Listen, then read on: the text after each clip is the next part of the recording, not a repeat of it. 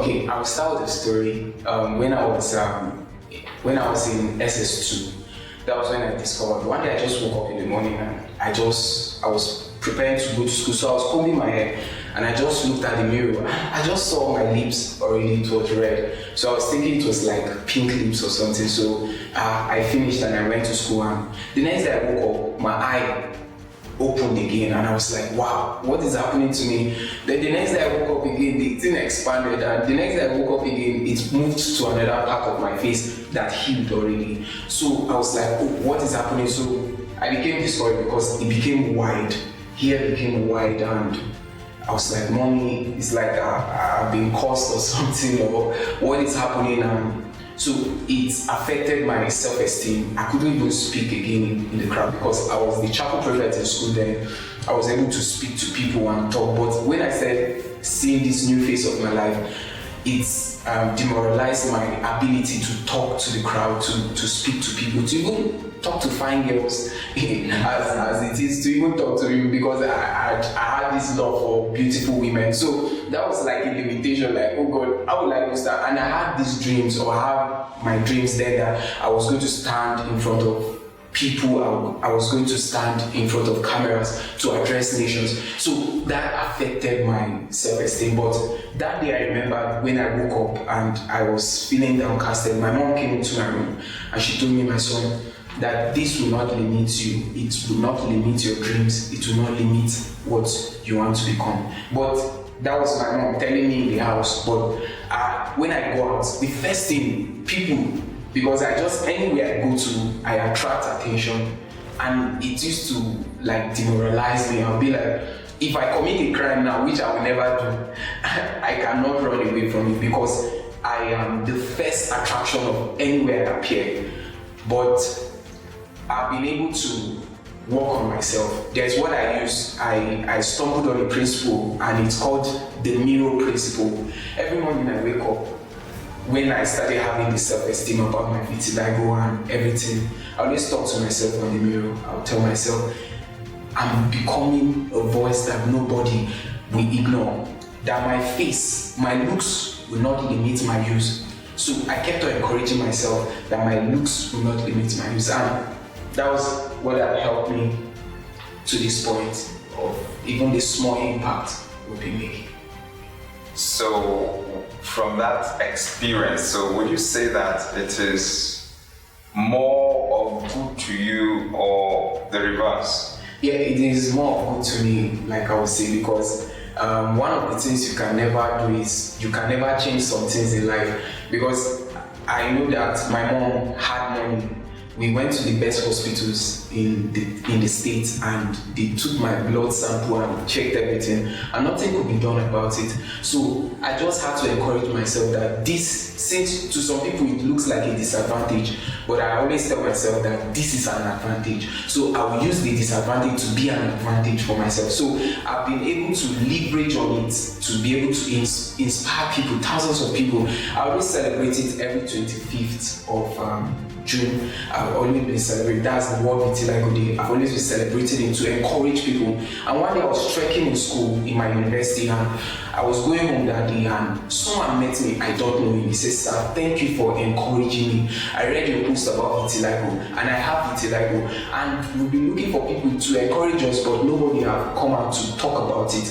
So I am proud that even if I have it, it's not a limitation." Wow, that's interesting. So what would you want to say to people that are struggling with low self-esteem in regards to that? Okay, I just want to tell anybody suffering with low self-esteem, you see, nobody is better than you. That's the most important thing you need to know. God made everybody beautiful. God made everybody. You are needed. That's why you are created. You are not a mistake. You are not a misfit.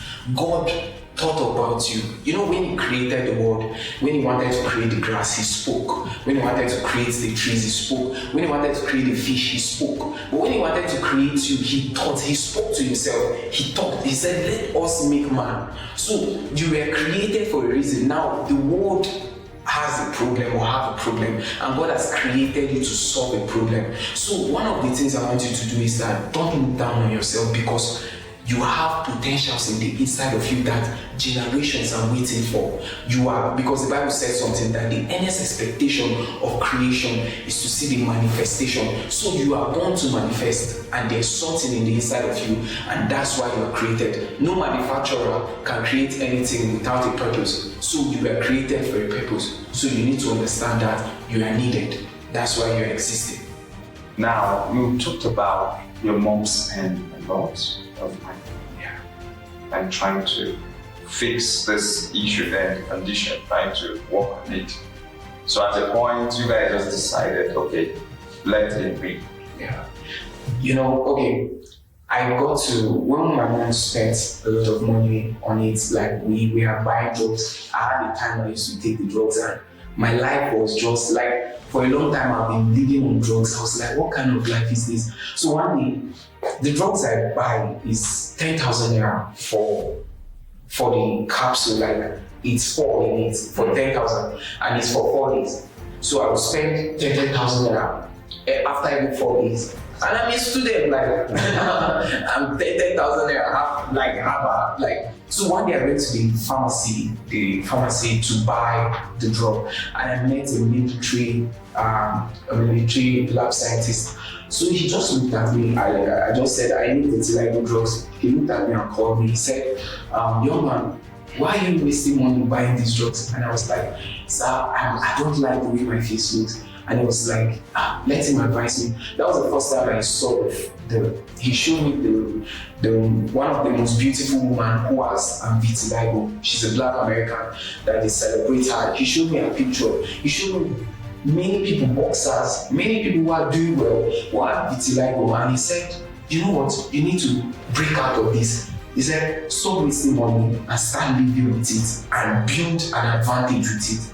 So I was like, wow. So that was the redemption. And I told my mom, you know what, you shouldn't spend money again. You know what, I will just learn to live with it. And not just live with it, but I will use it as an advantage to build people who are feeling bad about it. So were there times you had sleepless nights? Yeah, at the initial stage, I was like, it's like I've sinned against God. And so, but I did not sin against God. It was just like a reaction that came out. Okay. So, how do you see yourself in the next 5 years? Wow. Okay. I like that question. Okay. I see myself in the next 5 years impacting my world. A great man said something. If you want to know where you'll be in the next 5 years, you check the people you stay with and the kind of books you read.